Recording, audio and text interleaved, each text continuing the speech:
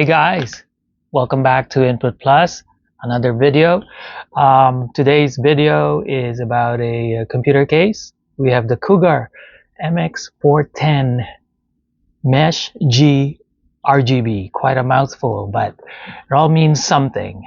The model obviously is MX410, and it's got a mesh cover on the front, and the G denotes the glass side panel, and then of course RGB for the lighting, the RGB. So I was gonna do some yard work this morning, but the heavens opened up, rain came, and so perfect day to do something else, and it's a case swap. So again, the case that we're gonna use is the Cougar MX410 Mesh-G RGB. Before we go any further, if you are a previous subscriber, thank you very much. And if you're new to the channel, please show your support so you can view more videos, get notified by subscribing to the channel. And if you end up liking the video, give it a thumbs up, leave a comment if you'd like. And that's about it. So let's take a quick look at the case.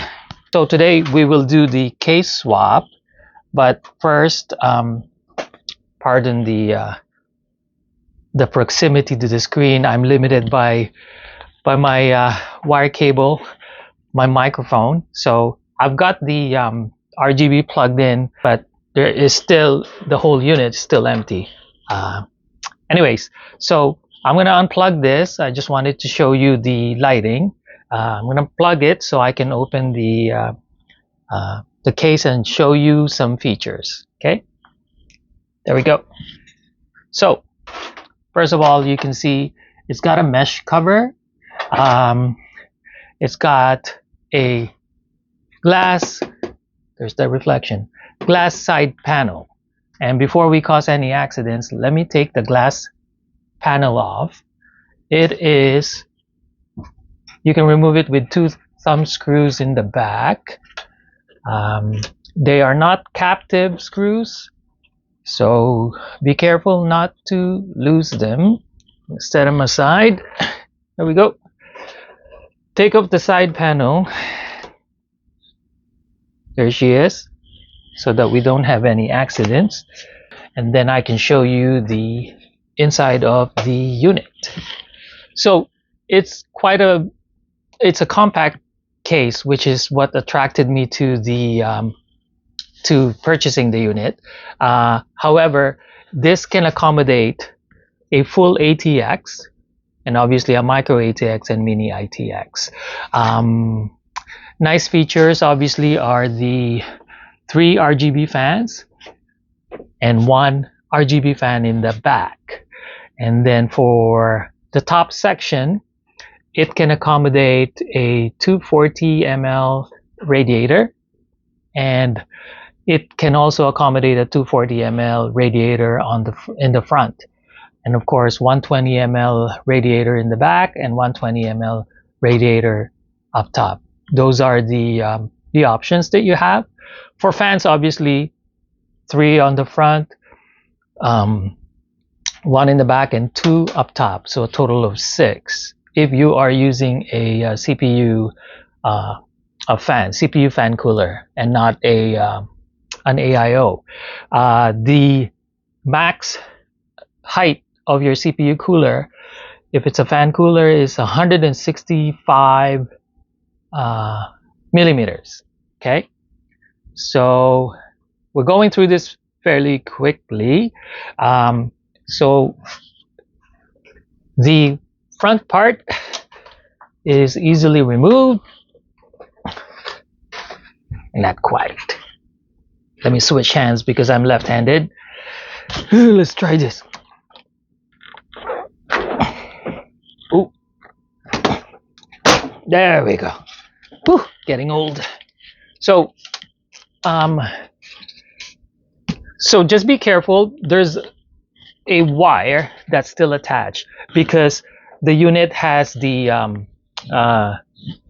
what do you call this, LED strips, and you need something to connect to the wiring to the SATA cable. So that's why there's this single cable that's attached to the case. You can always detach it up here, but in case you forget, then you'll have to redo all that. But yeah, so that's it.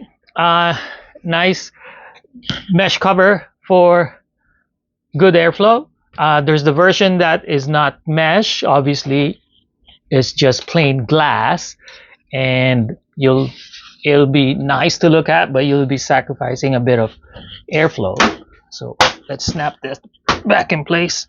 Okay, so now let's open the back.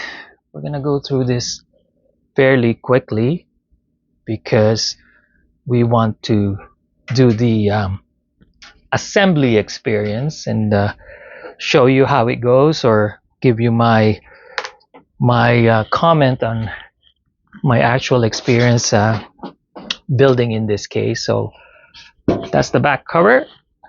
Again, make sure.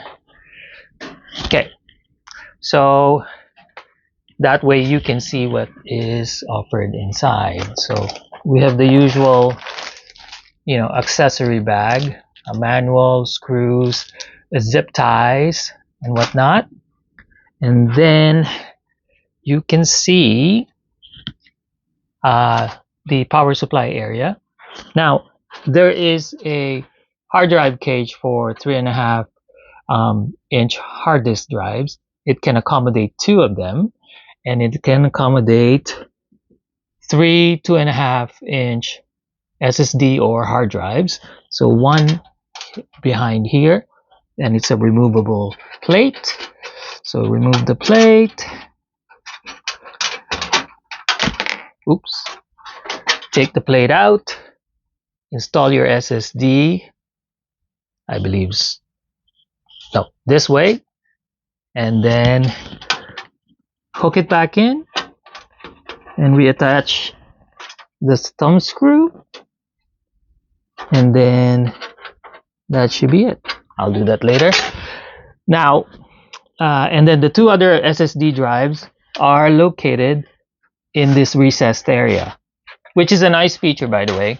Let me show you, because when you're doing cable management, you can kind of like favor that section and be able to tuck in the thicker wires.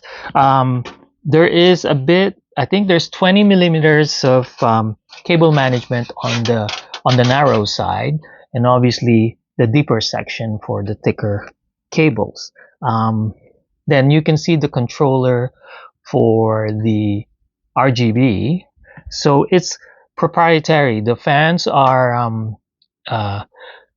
it only has 1 cable that includes the power and the LED, the RGB connection to the controller. Now the controller can be either be controlled by your motherboard, or you can connect the reset button at the top of this case to the 2 pins, and you can control it by pressing the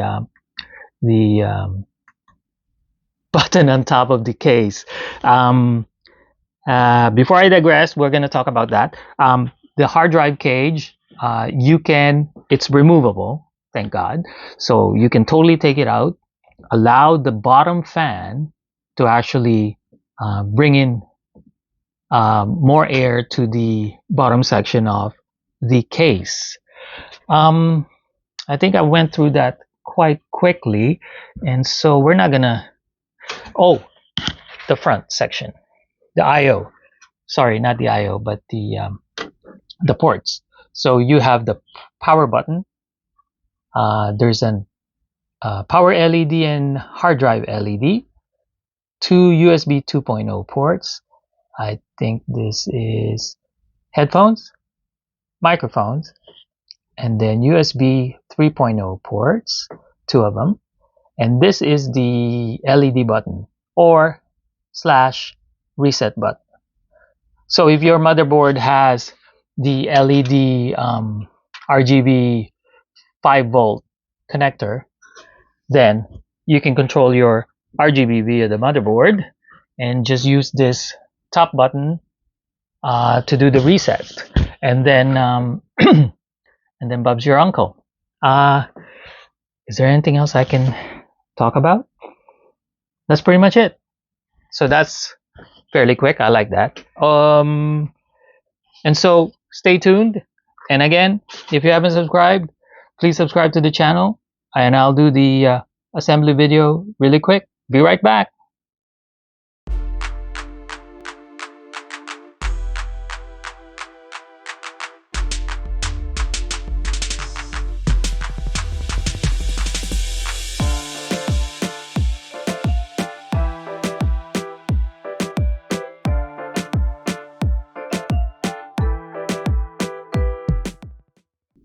Hey guys, so there you have it. Finished the build. My build experience was pretty good.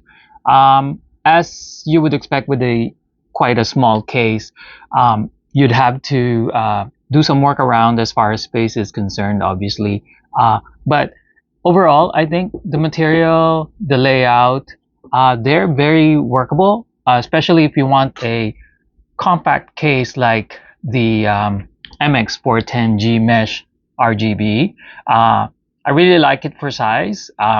Obviously, it looks quite big because it's so up close, and I'm limited by my mic length. But from a distance, it's really a compact case, and there's a few notable things. Like I said, it has to do with space, getting the SATA power connections. In the back SSDs was quite a challenge. It can fit, but you know, it's not as smooth the process as possible. 90-degree SSD cables to the SATA ports is not possible at all, because there is no cutout near the SATA ports on the board side. So you'll have to do with straight SATA cables instead of 90-degree ones. Other than that, I can't think of anything else. Just make sure that you plan ahead with the cable routing, especially for the power cables. Didn't have any problems with the backside cable management. It wasn't there was a lot of room for the for tucking in cables and whatnot. So, I mean, for the price, I think I paid just a little over 50 Canadian for this quite a while back. I just started to build on it just now, limited time. But yeah, it's a budget case, and you know, it'll work for me. I have 3 free RGB fans to go with it, and then I just have my AIO RGB to go with it. By the way, I only enabled the case RGBs in the using the controller because I don't have a pass-through RGB pass-through for my AIO. So although they're both rainbow settings. So by the way, guys, I'm nearing 3-digit subscribers, which is 100 subscribers. You know, help my channel out. Subscribe so I can hit that mark.